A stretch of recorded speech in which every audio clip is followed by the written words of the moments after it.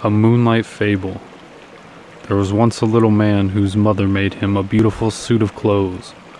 It was green and gold and woven, so that I cannot describe how delicate and fine it was. And there was a tie of orange fluffiness that tied up under his chin, and the buttons in their newness shone like stars. He was proud and pleased by his suit, beyond measure, and stood before the long looking-glass when first he put it on, so astonished and delighted with it that he could hardly turn himself away. He wanted to wear it everywhere, and show it to all sorts of people. He thought over all the places he had ever visited, and all the scenes he had ever heard described, and tried to imagine what the feel of it would be if he were to go now to those scenes and places wearing his shining suit. And he wanted to go out forthwith into the long grass and the hot sunshine of the meadow wearing it, just to wear it. But his mother told him no. She told him he must take care of his suit, for never would he have another nearly so fine. He must save it, and only wear it on rare and great occasions. It was his wedding suit, she said, and she took his buttons and twisted them up with paper tissue, for fear their bright newness should be tarnished, and she tacked little guards over the cuffs and elbows, and wherever the suit was most likely to come to harm. He hated and resisted these things, but what could he do? And at last her warnings and persuasions had effect, and he consented to take off this beautiful suit, and fold it into its proper creases and put it away. It was almost as though he gave it up again, but he was always thinking of wearing it, and of the supreme occasion when some day it might be worn, without the guards, without the tissue paper on the buttons, utterly and delightfully never caring, be beautiful beyond measure. One night when he was dreaming of it, after his habit, he dreamed he took the tissue paper from one of the buttons and found its brightness a little faded, and that distressed him mightily in his dream. He polished the poor faded button and polished it, and if anything it grew duller. He woke up and lay awake thinking of the brightness, a little dulled, and wondering how he would feel if perhaps when the great occasion, whatever it might be, should arrive, one button should chance to be ever so little short of its first glittering freshness. For days and days that thought remained with him distressingly. When next his mother let him wear his suit, he was tempted and nearly gave way to the temptation just to fumble off one little bit of tissue paper and see if indeed the buttons were keeping as bright as ever. He went trimly along on his way to church, full of his wild desire, for you must know his mother did, with repeated and careful warnings, let him wear his suit at times, on Sundays for example, to and fro from church, when there was no threatening of rain, no dust, nor anything to injure it. With its buttons covered and its protections tacked upon it, and a sunshade in hand to shadow if there seemed too strong a sunlight for its colors, and always after such occasions he brushed it over and folded it exquisitely as she had taught him, and put it away again. Now all these restrictions his mother set to wearing of his suit he obeyed. Always he obeyed them, until one strange night he woke up and saw the moonlight shining outside his window. It seemed to him the moonlight was not common moonlight, nor was the night a common night, and for a while he lay quite drowsily with his odd persuasion in his mind. Thought joined on to thoughts, like things that whisper warmly in the shadows. Then he sat up in his little bed suddenly, very alert, with his heart beating very fast, and a quiver in his body from top to toe.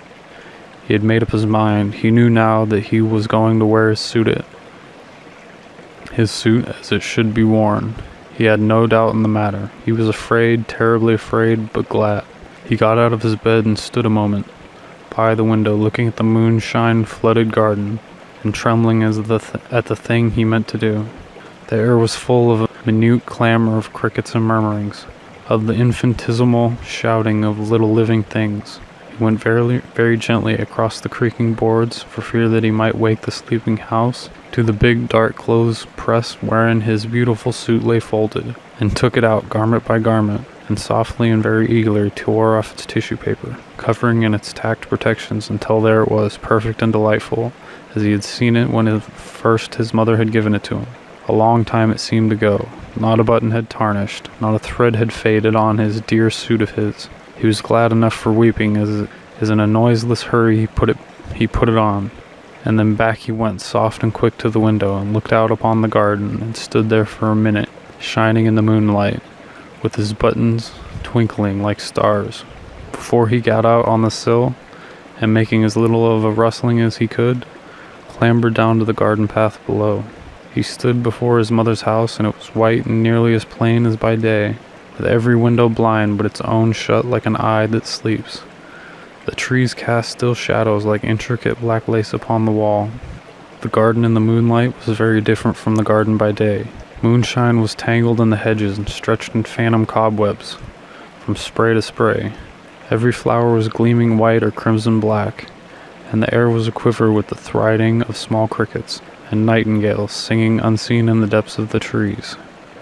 There was no darkness in the world, but only warm, mysterious shadows, and all the leaves and spikes were edged and lined with iridescent jewels of dew.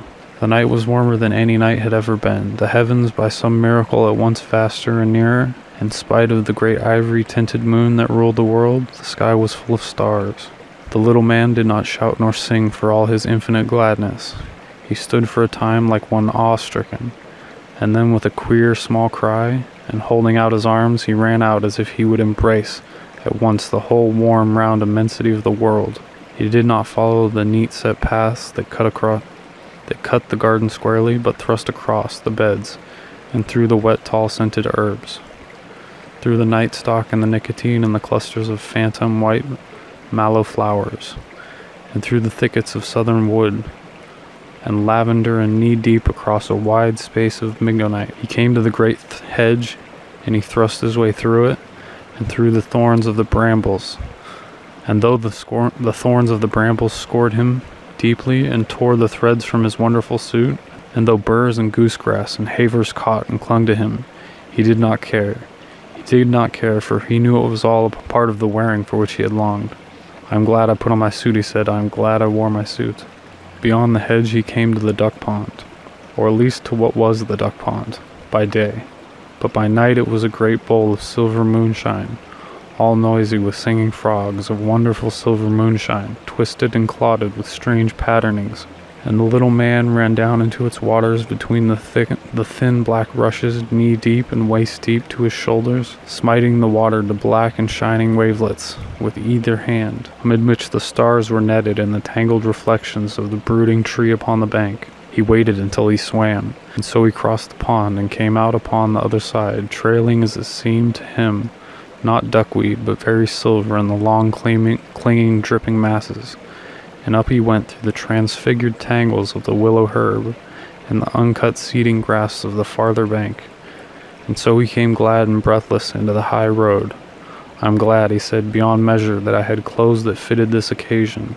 The high road ran straight as an arrow flies, straight into the deep blue pit of sky beneath the moon, a white and shining road between the singing nightingales. And along it he went, running now and leaping, and now walking and rejoicing in the clothes his mother had made for him with tireless loving hands. The road was deep in dust, but that for him was only soft whiteness. And as he went, a great dim moth came fluttering round his wet and shimmering and hastening figure.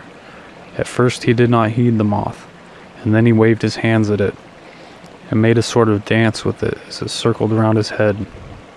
"Soft moth," he cried, "dear moth, wonderful night of the world, do you think my clothes are as beautiful, dear moth, as beautiful as your scales, and all this silver vesture of the earth and sky?" And the moth circled closer and closer, until at last its velvet wings just brushed his lip, and next morning they found him dead, with his neck broken in the bottom of the stone pit, with his beautiful clothes a little bloody and foul and stained with duckweed from the pond. But his face was a face of such happiness that had you seen it you would have understood, indeed, how that he had died happy, never knowing the cool and streaming silver for the duckweed in the pond.